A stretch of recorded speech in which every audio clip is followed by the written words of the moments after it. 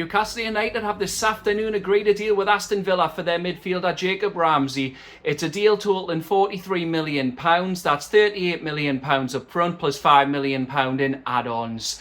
That follows hot on the heels of Malik Chow from AC Milan. So where windows went from being really slow to really hotting up. So what's changed? Has someone stole Yasser's card? Has it been since the clubs got back from the Far East that Eddie Howe's took more of a control of things? Though with him preparing for the new season, is it more a case that the club have got everything in order? We've had Yasser and everyone over here, and Steve Nixon's basically taken the reins over from Andy Howe. But it's great to see progress, and in this video today I'm going to be discussing the signings of Jacob Ramsey and Malik Chow. Yes, how are you doing everyone? Welcome to the Magnificent Mags channel, or welcome back if you're a current subscriber. Yes, a warm welcome as well, because it's still absolutely gorgeous and boiling out there. And it kind of reflects the mood at the moment. The Premier League's back tomorrow. Yes, we've finally got competitive football back, and we've got that hope and optimism in our hearts right here that it could be Newcastle United's year again. Can we add to the Carabao Cup? How far will we get in the Champions League, with the draw being a fortnight today? And how will we do in the Premier League? Will we surprise people, or will we try and qualify for the Champions League again? I'll leave that for my video tomorrow, because I said I would be back Friday, but with the news of Malik Chow the other night and Jacob Ramsey this afternoon, I just wanted to jump on and give my pros and cons on his signing, what I think of it and what he can offer to our team. But yes, I hope you are all well. And speaking of Aston Villa, yes, that's who we've agreed a deal with this afternoon, isn't it? I'm going to talk about Jacob Ramsey first. So yes, we've agreed a £38 million deal with Aston Villa. Now that's with £5 million in add-ons as well. So it'll be £38 million up front, and then £5 million in add-ons. Now, it's said they're meant to be difficult, but it'll be a deal rising eventually to £43 million. Now, he's travelling up here tonight, confirmed by Craig Hope, and he'll have his medical tonight and possibly tomorrow, but he's not going to be confirmed, it's said by Craig Hope, in time for the Aston Villa game. Now, that might be a gentleman's agreement between us and Aston Villa, so he doesn't play against his old team, well, current / almost old team, at the weekend. So it's likely he'll make his debut against Liverpool on Bank Holiday Monday. But yes, I think he's going to be an exciting signing. He can play left wing and left midfield. Now, I think he's looking to get his career back on track, because I just think he doesn't really fit in Emery's system at the moment. And we have taken advantage of Villa being a bit close to the PSR wind. So we've pounced. It was announced last night, Villa's troubles. And I think there was a piece as well this morning. So it appears they've had to sell. They've tried to negotiate new terms with him, but they couldn't meet what he wanted. So, yes, he's coming up here. And I think he's looking to get his career back on track. And who better to do that than Eddie Howe? We've already seen before the turnaround in Joe Linton, for example. And it's Joe Linton's birthday today. I just want to say a happy birthday, not that he's watching this, but a happy 29th birthday to one half of our brilliant Brazilian duo. That man bleeds black and white, and he'd run through brick walls for her. But yeah, speaking of Joe Linton as well, though, I think he could be Joe Linton's successor, Jacob Ramsey, because Joe Linton currently occupies that left side of the midfield three. But Joe Linton's more a player of when you're playing like the so-called big six. They like to come out at you, and Joe Linton's mainly there for his brutality to break up the more creative players in the team, where I think Jacob Ramsey's going to be a player who can really unlock those low block teams who come to St James's Park and sit in. We're seeing it with Everton, we're seeing it with West Ham, we're seeing it with Fulham in those defeats, and you can't really say Bournemouth, because Bournemouth were the best team who came up here last season. They blitzed with, so they weren't a low block team in any shape or form. But yeah, I think he's going to succeed Joe Linton in that way. Obviously, with Joe Linton's age, it's kind of future-proofing that left midfield. Now, I know he's going to take some time. A con to him is he'll need time to adapt Eddie Howe's formation. I don't see him coming straight into the team right away, a bit like Malik Chow. But Jacob Ramsey, yeah, I think he's a very good footballer. He looks really tidy. And he is an upgrade. I'll come on to it, a comparison between him and Longstaff's, some of the key stats. And he's certainly an upgrade on Willock. Now, Willock's been unlucky with injury, but it seems like Ramsey can do a bit of both. He's a progressive ball carrier, a progressive passer, and he's a good footballer. Joe Willock tries to do both, but I think Ramsey will offer certainly a lot more in that department than Joe Willock. Now, some other pros to him. I think he operates well between the lines. I've seen a stat. This seems like a new stat, but it was about receiving the ball and being like savvy positionally. He's got clever off the ball movement. It was kind of a stat where you receive the ball between the lines. And now he's a player who can either obviously operate wide, operate in the centre midfield or in attacking areas.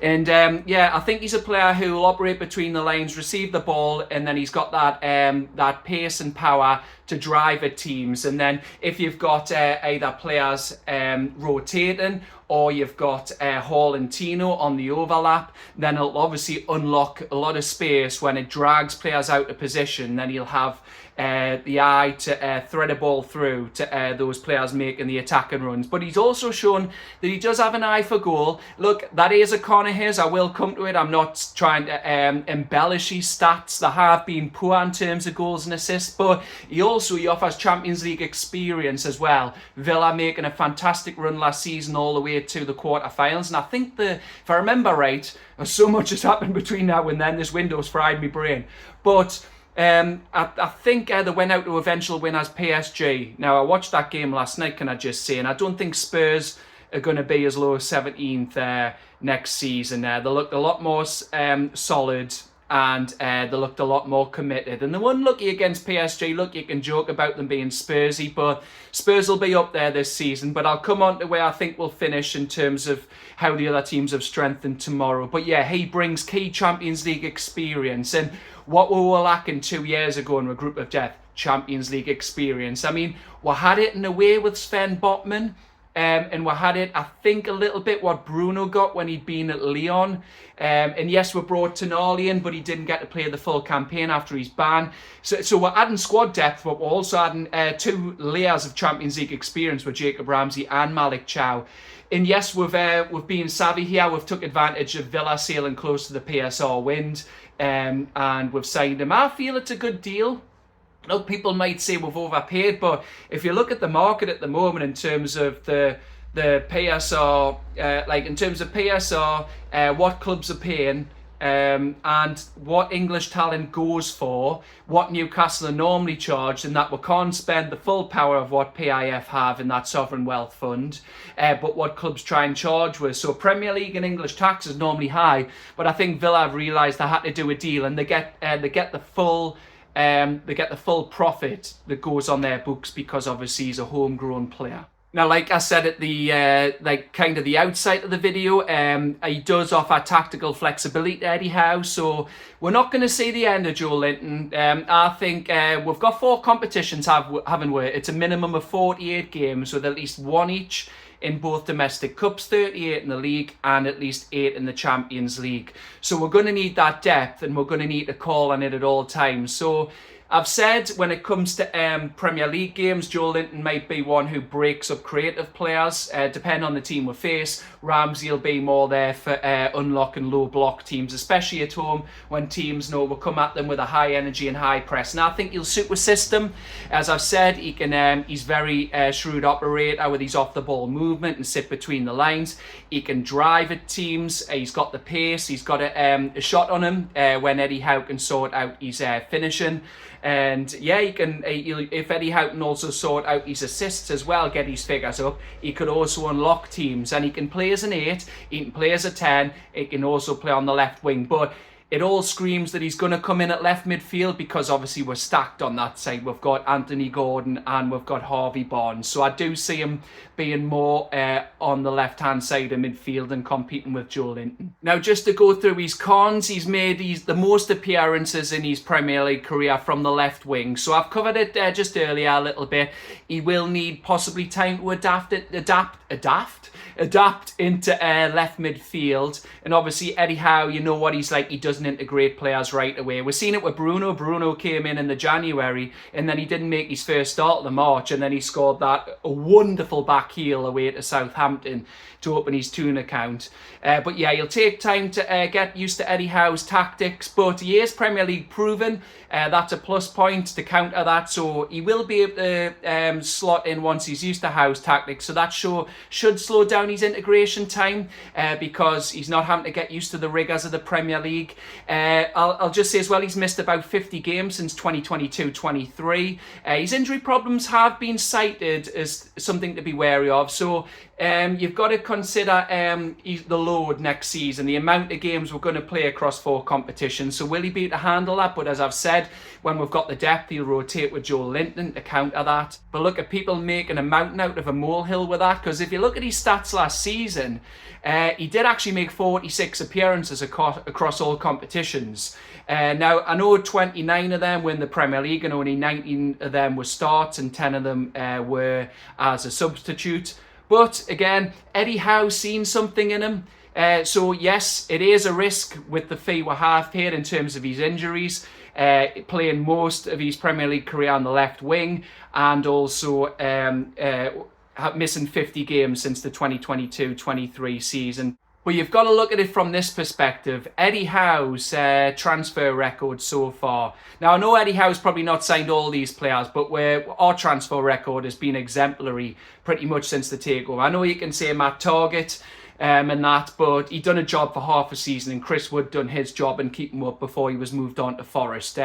So if Eddie Howe sees something in a player, and what the amount of credit Eddie Howe has in the bank in terms of how he's handled the Isak saga, in terms of the press, and he's won World Trophy and got Champions League 2 out of 3 seasons. Eddie Howe has so much credit in the bank, and he's an elite manager. So if Eddie Howe sees something in Jacob Ramsey, then I back him fully. And like I said, just before I forget, he only got 4 goals and 7 assists last season across all competitions, but Eddie Howe's someone who can turn water into wine, so I back him fully to turn Jacob Ramsey into the latest Toon star. Now, just before I forget, I'm going to do that side-by-side comparison of Jacob Ramsey against Sean Longstaff's stats. So these are per 90 minutes, and the figures I'm given are the percentiles both of them are in. So we've got assists, 65% to 10%. And then you've got expected assist goals, Ramsey 40%, Longstaff 6%. Shot creation actions, 20% to 16%. Pass completion, 98 to 54%. Passes attempted. Now, my handwriting's terrible here. It's either 33 to 21 or 33 to 27. I'll post that on the screen. Progressive passes, 52 to 47. Progressive carries, 54 to 5. And take-ons, 36 to 12. Now, Longstaff betters Ramsey in tackles, interceptions and blocks, but obviously that's not Jacob Ramsey's game, so you kind of expect that. But yes, that's encouraging. Now, I know that those stats don't scream like, oh, wow, worldy, and he's not like exactly in the top percentiles, but it shows that he offers more in midfield than Sean Longstaff. That's not dismissing what Sean Longstaff's done for her, but Jacob Ramsey obviously offers more in terms of his tactical flexibility, and it shows while he is an impressive Premier League player, there's still room for improvement, and that's where Eddie Howe's magic will come in. So that's it on Jacob Ramsey for part 1. I just wanted to discuss what he might bring to us tactically and the flexibility he'll offer to the squad and Eddie Howe for this upcoming season. Now, I think he's an exciting signing.